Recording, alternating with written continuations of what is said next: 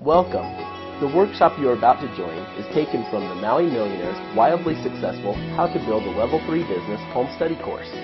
You'll join Wall Street Journal and Business Week best-selling author David Finkel as he shares with you the key shift you must make to build a business that is independent of you, the business owner.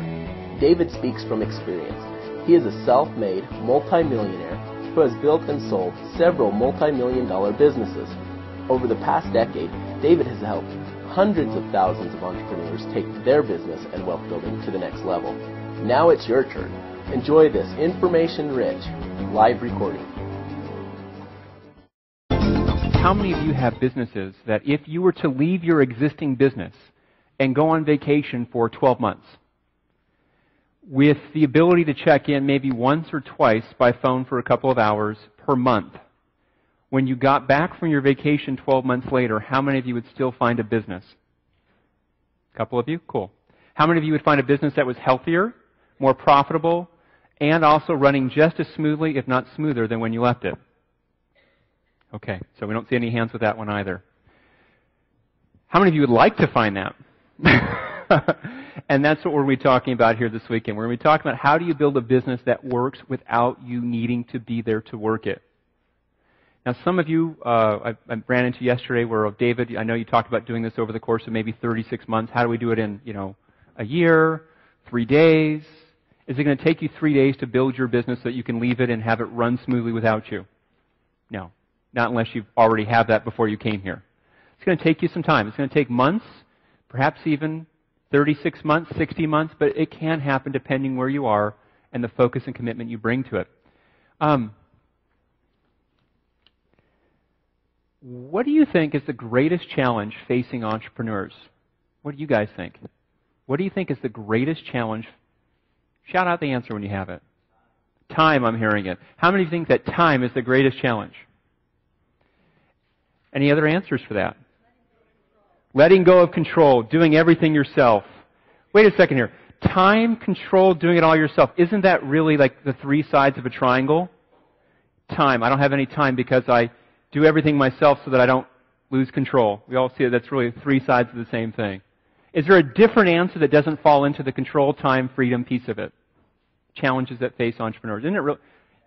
Capital, not having enough money to expand perhaps, or to grow, or to start, or to do the business the manner in which you want to do it. Steve? Great. The difficulty of finding the ways to focus your time on what's most important for the business.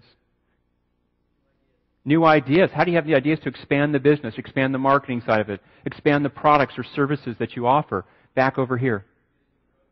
Managing growth. Yeah, how do you handle when you're growing 50, 100% per year? How do you staff up appropriately? How do you have the systems that don't burst at the seams? What else? Finding great talent for your team. That anyone ever have a challenge with talent in your teams? Just about every hand goes up that ever had a business with other people working for you. Any others there? And I'll share with you what I think is the greatest challenge that entrepreneurs face myself, if we're to prioritize it. The challenge that I see, and we have a name for it. We call it the self-employment trap. The self-employment trap. You start off in your business because, well, what was the reason why most of you started off in your business? I mean, how many of you started off your business because you were sick and tired of listening to people who didn't know what they were doing or doing the business wrong? Being an employee just wasn't what you wanted. You wanted what? Did you want freedom or did you want some other word that starts with a C and ends with an L? You wanted control, didn't you? How many of you started your business because you wanted to be in charge? Because you were sick and tired of listening to people who you were smarter than, you knew better than. I'm saying all these things because I am so guilty of every single one in there. So you started off your business because you wanted control. Not every business, but many businesses. Some people start off their business because of an accident. Other people start off their business because of a desire to do something. But control is certainly in the mix for most entrepreneurs when they get started. And so they build a business that really isn't a business. They build a business which is merely a job in camouflage. So they start off and they're working. And as you start working, pretty soon you find that you have a business that works well, but it's all revolving around you. So if you think about it, your business, here's your business, and you put you right in the middle. And so you're dealing with all the key parts of the business. You're the one running it. And truthfully, if your business requires your presence on a daily basis, you do not have a business. You have a job. Now, you might have a great job, earning lots of money, successful, all those things. But as long as you're here in the middle of your business where it all revolves around you, you don't have the freedom that you want. And the more you can pull yourself out of the middle and build a business that's independent of you, the greater the degree of control you have over yourself and your time, the greater the degree of freedom that you'll enjoy. And all the rest are the reasons why we got started with a business. What I'd like you to do, actually, is I'd like you to turn to a neighbor. I'd like you to turn to a neighbor and share with them. And just on the sharing parts here, how many of you came here with either a spouse or a business partner? Great. This is the last time I'd recommend that you sit next to them during the workshop. Here's why. If you sit next to them in the workshop and share, you're limiting your opportunity, not just one-fold, but two-fold. You're limiting it because you're hearing from someone you can talk to pretty much all the time. And two, you're also limiting because you're only getting one perspective of the workshop. I want you to get two separate perspectives of the workshop. For those of you that have more than one business, here's your great opportunity. Have one of you focus on one business for this whole workshop. Have the other of you focus on the other business.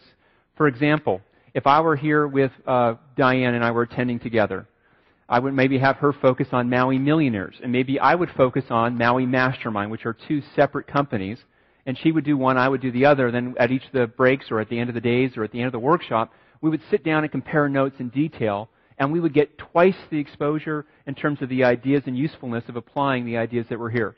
So consider that. Now, I don't need you to switch just yet, but at the first break I suggest that you switch. But I am going to ask you to turn to share with somebody else why you got started in the business that you did, and have that be someone you didn't come here with this morning. When you share with them, if you don't have a business now, share it from the perspective of why you would start a business. What is it that drives you, motivates you? What called you into doing your own business? I'm going to give you 2 minutes. That means 1 minute one way, 1 minute the other, monitoring your own time. Go. That'd be an incentive. Different question. How's it going? These are the reasons you get started, right? Well, many of you have showed your old boss or your old workplace, right? You've grown into a business that maybe is harder to do than the old one, but you've shown them, right? But do you have more of the control of your own time so you can spend with whoever you want? Or how many of you found that being quote-unquote self-employed, because that's what a lot of people in their business lives are, takes more energy than when you were an employee? Who's found that being self-employed is tougher sometimes? How many of you have found that the person who initially pushed you into the business is no longer your biggest cheerleader?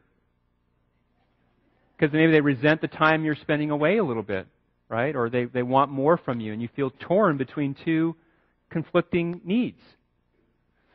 And how many of you found that the fun initially has worn a little thin from the business that you're doing, or the way that you're doing the business that you're doing? Maybe it's become old hat, or it just isn't quite so much fun. So the outcome we're looking for here this weekend is to give you, over the course of 3 days, the tools, the specifics you need to be able to take a business from the front end and over the course of a period of time, turn it into a hands-off business. We'll call it a level 3 business. And I'll go into each of these things in detail in a moment. One of the key parts of this workshop is not the information I share with you. It's the fact that you've taken time out of your life to actually do the workshop.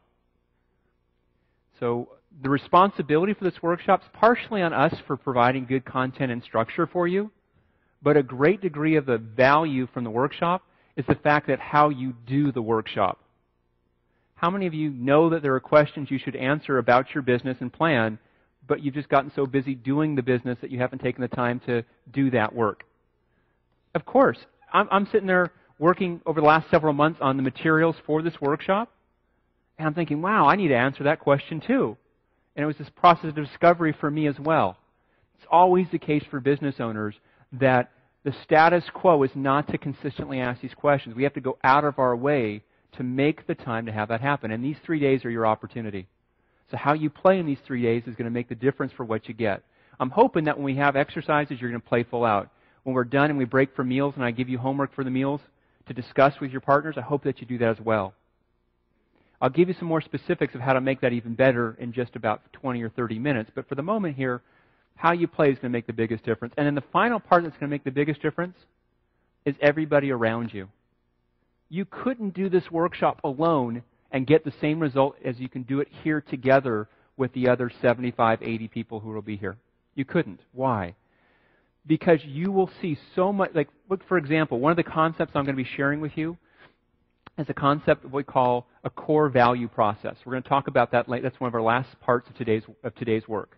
And it's designing a process that has more value for your clients or customers who buy from you in such a way that you can create more value in the marketplace, and when you create more value, guess what you get to collect more of? Collect more money as well. You take yourself out of the commodity race by doing that. Well, it's very difficult to see your business and this process just yourself, but if you look at how it applies to 4 or 5 or 6 other businesses, it's much easier to see for other people's businesses, and at the same time you're looking at other people's businesses, you're learning it for your own business as well. Does that make sense? I mean, it's like this. How many of you, when you get dressed, it's easier to see when someone's tie is crooked or shirt's misbuttoned on somebody else than it is for yourself? I mean, we have to look in a mirror to see ourselves. Well, everyone else in this room is going to be at different times a mirror for your business and also an example for you to learn from. We, as human beings, the way we process information, contrast is really important for us. How many of you could imagine that if this was a white background, actually, if I was standing in front of a salmon color background, this pink background, you would start to lose where I am in here because you didn't have the contrast to see edges. So when you see your business in relationship to other people and how they do their businesses, the concepts get into much sharper focus for you for your own use. Does that make sense? And so it's one of the reasons why it's not just the fact that you're going to be doing the work. It's not going to be just the fact that you're going to be having other people to do the work with. It's the fact that you get to see your business in relationship to other people, how they do this. How many of you regularly talk with other business owners about how they do their business and them look at how you do your business and give each other feedback and coaching? Raise your hands if you do that. About a third of you here. Fantastic. I'm hoping out of this you guys will consider, maybe you'll meet some people that you might want to mastermind with later on and follow up with each other 2 weeks later or a month later and check in, how's it going and how can you support each other for that. You don't have to do business with them, but you can go on an ongoing basis and mastermind with them to see how you can work together to help each other in your separate independent businesses. All the benefits sometimes of having partners without having to worry about the downsides of partnerships. So those are just some of the ideas for you there.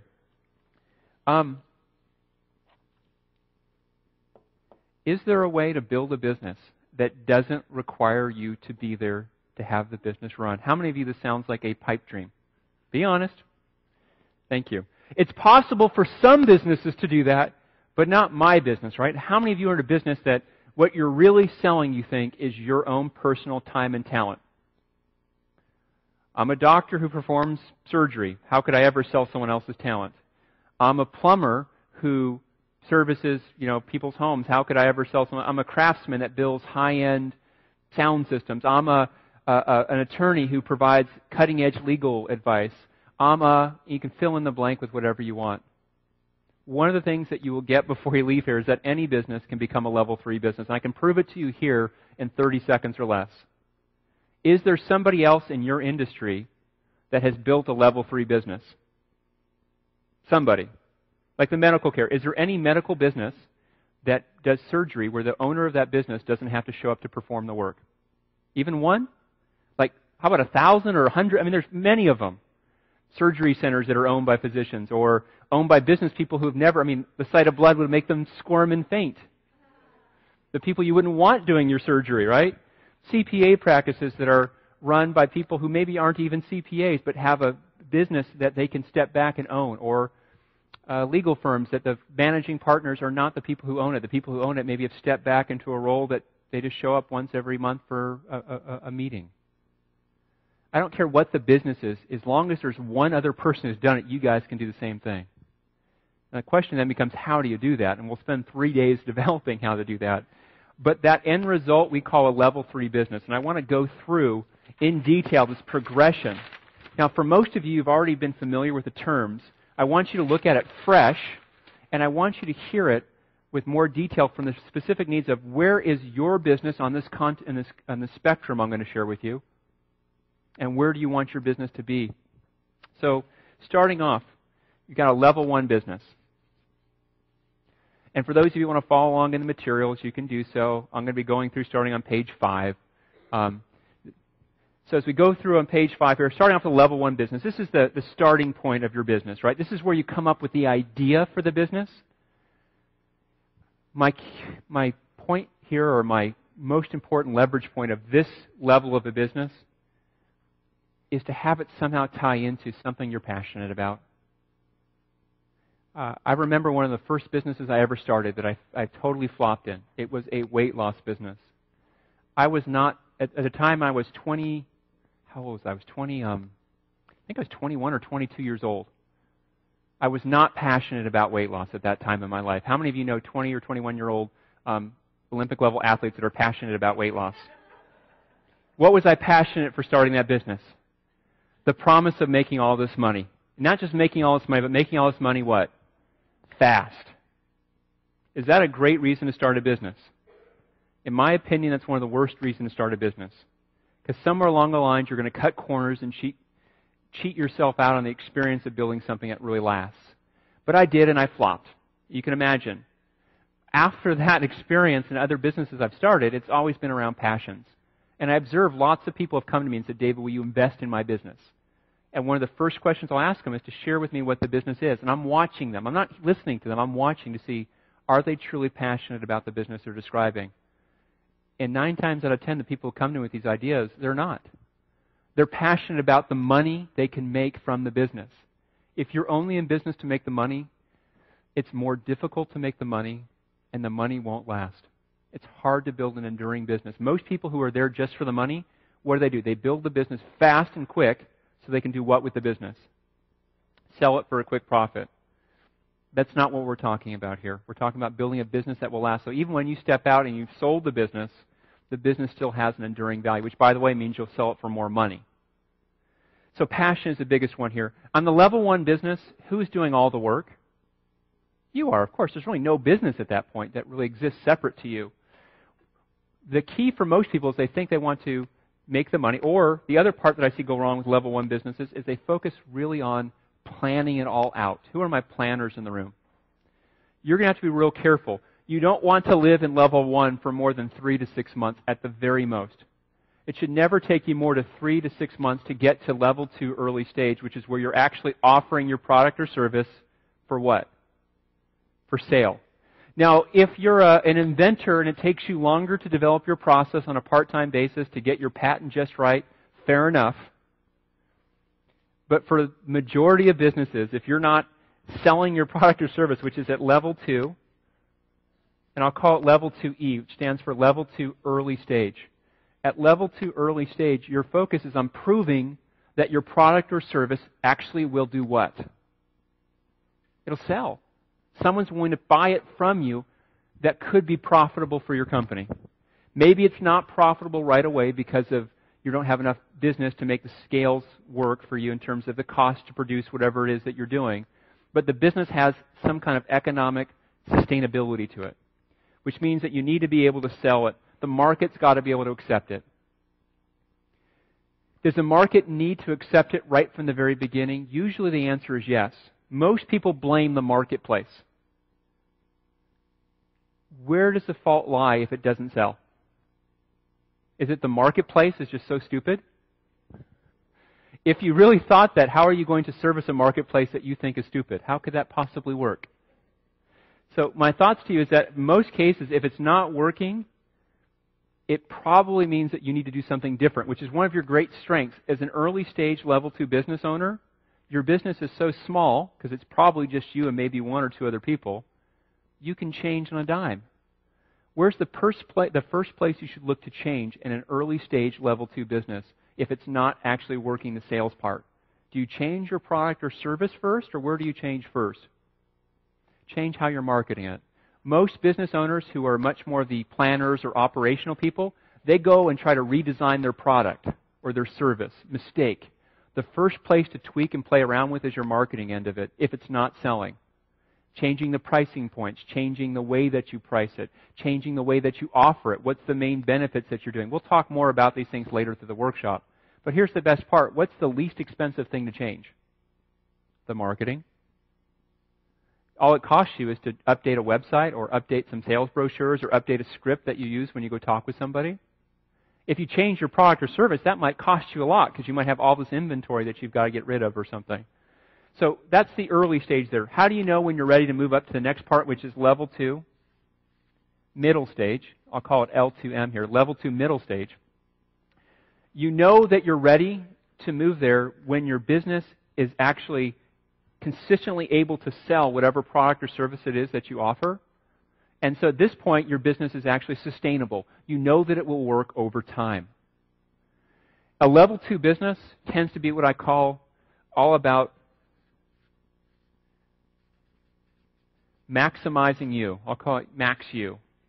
The business is designed to take what you do and just leverage it to the fullest. For example, the easiest example we've all had experiences for, how many of you in the last 24 months have gone into a doctor for a visit? Okay, how about the last 36 months? Okay. Last 5 years? I'm waiting for one more hand back here and say, okay, good. I want to make sure I'm choosing an experience we've all had, right? So you go to the doctor's office, and you show up at her office, and the first thing you do is you check in, right? Is the doctor there to greet you? No. You step in, there's a receptionist or someone who's answering phones and typing away, doing some medical billing maybe at the same time, or you go talk with a person who's there to arrange with you. They take you back to a room after you filled in the paperwork and give them your insurance card and your signature that you'll make sure you pay them. They take you to a room, and then is the doctor waiting for you in that room? No, they put you in the room, and a nurse comes in or an assistant comes in, gets everything all set and ready so that when the doctor comes in, she's with you for as quickly as she can be to still give you the result that you need. Some doctors are there for 10 minutes, some for an hour, depending what the problems are going on. Some are there for 2 or 3 minutes. Mostly they're going to be there for 5 or 10 minutes. But their goal is to treat you as well as they can, but as quickly as they can do what? Get to the next consult. And the better they are about doing nothing but these things that generate revenue, which are these consults and these examinations and these procedures with people, the more money their business makes. Their business is designed to maximize what key critical ingredient? Yeah, the time of the actual producer, in this case the doctor. And everything else is tried to be handed off to somebody else. That's the prototypical level 2 middle stage business. And you know what? There's nothing wrong with that. But this is what it means to be self-employed. This is all about being self-employed at this place as a level 2 middle stage business owner. The business doesn't exist if you're not there. If the doctor doesn't show up, can they see patients in the office? The nurses can't see them, right? The front office staff can't do examinations, and at least we certainly want them doing the surgeries or doing the different types of exams, right? I'm hoping they wouldn't do it. They're not going to give injections or something like that. So in your businesses, think about that. Leveraging yourself will only take you to a certain place. At a certain point, you're leveraged out. At a certain point, you can't do any more. I mean, what's the minimum time that a doctor can spend with a patient? I mean, at a certain point, it just becomes ridiculous. They need to have at least a couple minutes to actually listen and do this, and most procedures or what they're doing might even take half an hour or 10 minutes. But there's a certain point where they can only see so many people, and even if they could see one person every minute, there's still a limit for their business if their business is them as the producer for the business.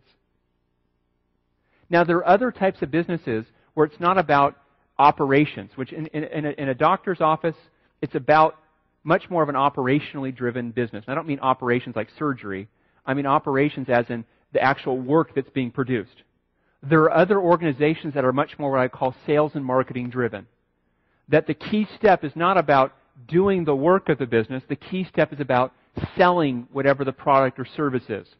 How many of you are in businesses where the sales and marketing piece really is what drives your business forward? Okay, about a third of you. How many of you are in businesses that you think that the production of whatever product or service is the key piece that drives your business? About half of you. And how many of you in a business that doesn't really fit neatly into either category? Because there's some businesses that don't. Fair enough.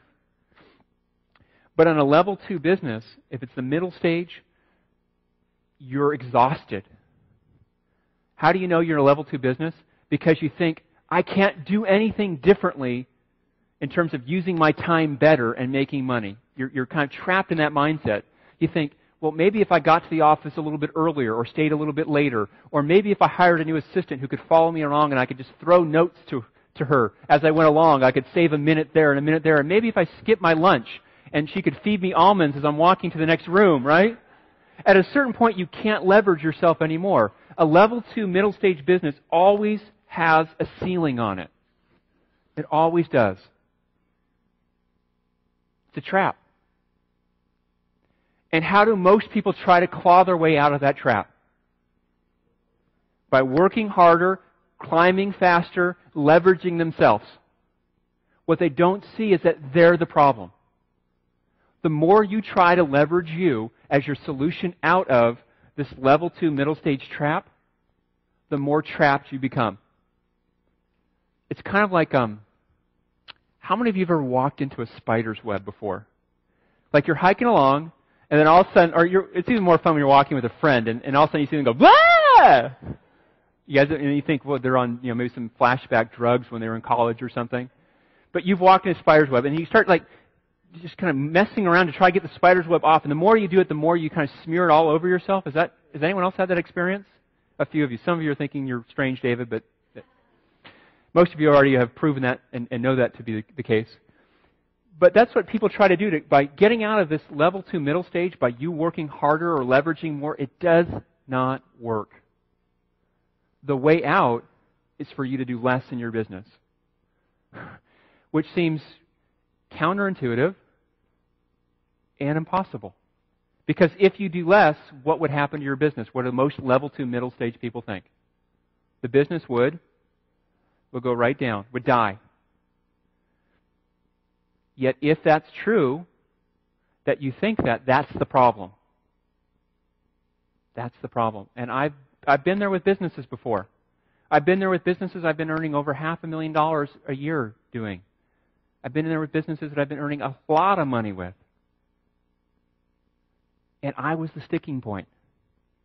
Because I kept trying to leverage me. And the more I leveraged me, the more I became the problem. So when you're able to see past that, the next place for you to go is what I call level 2, advanced stage. Level 2, advanced stage. This is where you start actually building a business. I know technically level 1, level 2 early, level 2 medium, I mean certainly you're owning a business, but you're really not owning a business. You're owning a job by that point. But when you get to level 2 advanced stage, that's where you're starting to actually build a business that has a life starting to be independent of you.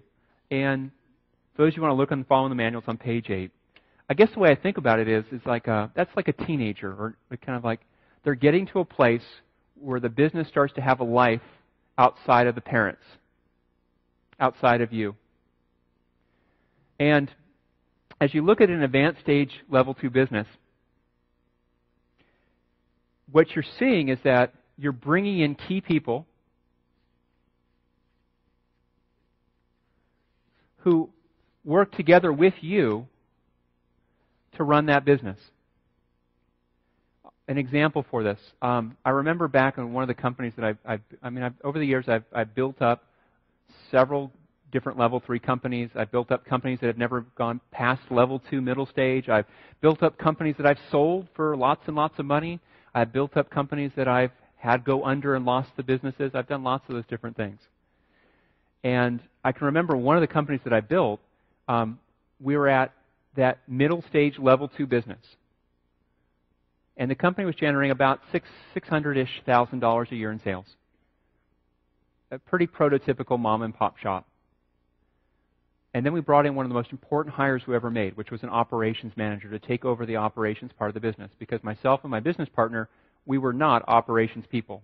We were sales and marketing people. Now, she was expensive. At the time, we thought, how could we ever afford her? She was $75,000 a year for that first year of hiring her. That first year that we hired her, to the next year, we went up to $1.5 million in sales. The next year, we went over $3 million in sales. Was that a good hire? Absolutely. Did she generate all the value? No. She didn't. She freed up our time so we could go on and do the other things in the business that did generate the value. She absolutely contributed to it.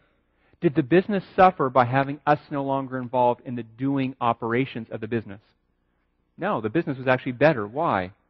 If you don't like the operations area of your business and you're stuck doing it, are you going to do a good job? No way. If you don't like the sales portion of your business and you're stuck doing it, are you going to do an exceptional job? You're not, because it's not your talent to do that. So as you go to an advanced stage level 2 business, what you're really doing is you're expanding what you're able to do. And think about it this way. In every business, there are 5 key areas. You have your sales and marketing function. Now, some companies will separate out sales from marketing. That's fine. But from the functional standpoint, sales and marketing is one key area of your business. You have the operational area of your business, which is the doing of the actual fulfillment of the work of the business. It's also all the back office things that need to be happening to make sure that business happens. Then you have some kind of employee or team component. Most companies will call it HR. I just never liked HR. I just like calling it team. So you'll hear me refer to it as the team. It just feels a little bit more along the lines of what my value system is. I don't like looking at people as resources. I prefer to look at people as teammates. That maybe it's my sports background. Maybe it's just I've been looked at as a resource too much in my life, but I just prefer that way. Then you also have the financial area of your business. This is the person who's looking after the money side of things. This is the person who's measuring and monitoring the flow of money into and out of your business, the financial reporting, the financial controls, and so forth, the accounts receivable, the accounts payable. And then finally, you have the leadership aspect. And I'm going to call this the executive leadership. What do I mean by that? Or the big picture leadership. Every one of these areas requires leadership for sure. But somebody needs to be stepping back and looking at the whole company. This would be the example of the person who's leading the executive team, who's playing that CEO role, who's getting the heads of these different parts of your business to get together and communicate effectively to have a cohesive strategy that goes across the business, that looks at the whole business, not the parts of the business in isolation. Now, going back to our example here, in a level 2 business, who's doing all this work for the most part? You are. In a early stage level 2, it's you plus a couple of leveragers or assistants. People help do little things for you. In a middle stage, it's you with people who kind of run different pieces for you, but everything comes back to you. Now, how many of you are, again, the people who like the sales and marketing aspect of your business first and foremost? Great. So here's what you do. You don't, first of all, spread your time equally between all 5 of these areas. The people who love sales and marketing, what they do is they put 60, 70, 80% of their time over here, and then the majority of that little piece that's left, where does that go? It doesn't go everywhere else. It goes to wherever's crying the loudest. And usually, if you're sales and marketing driven, what next area is crying the loudest? Usually it's the operation area. What normally gets shortchanged in a level 2 medium stage business as it's growing? Team, leadership, and the financial part of it.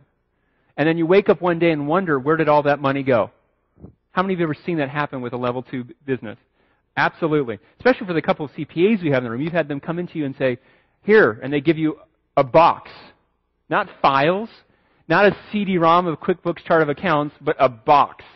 And inside that box is not papers that are neatly lined up, but just like crammed in there. Like receipts that are like moldy and got stains from the food that they ate. They must have used that for the napkin or something. But sorry, the visual with that, it's quite tasty.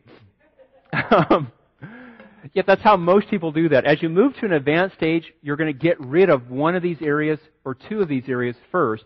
When I say get rid of, I mean you're going to find somebody else. For me, we found our first key hire. Her name was Paige. And she took over this part of our business, which allowed us to put more attention on these other areas of the business and grow it. Your first key hire might be on the sales and marketing end. It might be to find a controller for your company. I don't know where your first key hire is. Typically, it's going to be sales and marketing, operations, or the financial piece. Sometimes it's on the team side, but not usually for that first key hire. Now, some companies will put the team underneath the operational area of the business, right? How many of you have seen companies where the team portion of it gets folded into as part of the operation of the business. No problem with that for a business that's fairly small. But as the business grows larger, at a certain point it probably does make sense to spread those out. Most companies don't have a sales and marketing person. They have a sales leader and they have a marketing leader. For the simplicity of the workshop, I'm going to treat both these areas together. However, in your company, what might you do? You might have two different people with that. And I'll go into later this afternoon about the differences between sales and marketing and how it relates to you building your business. And then finally, what's usually the last area of the business to go? The executive leadership. That's usually the last area of the business to go. And when you're able to hand off all parts of that business, what do you now have? What do you now have? A level 3 business. You've reached the promised land. And in that level 3 business, you have a business that is more than you. And what do you get to do now? You get to sell the business. You get to just enjoy the business if you choose to, as a passive business owner versus an actively stressed out level 2 self-employed person. Or the third thing that you can do when you reach level 3 is you can decide to step it up a notch. You can take your level 3 business and say, hey, I want to really explode this business. I want to make it just go massive. There's a difference between a level 3 business that's a 10, 20, 30, $40 million company and a $2 billion company or a $50 billion company. I want to make sure I qualify what we're doing here. All the things I'm going to teach you are going to help you build a business that might be a 5, a 10, a $50 million company. I can share with you how to do that. I don't know how to teach you how to build a $5 billion company or a $50 billion company. I've never done that. But to teach you how to build a company that's 5 to 50 million, I can teach you how to do that. We hope you have enjoyed this introductory session from the How to Build a Level 3 Business Home Study course. You've just watched Session 1 of the 29-session course. For more information about this course or any other business or investing courses, workshops, and resources, please visit us on the web at www.maui millionaires.com.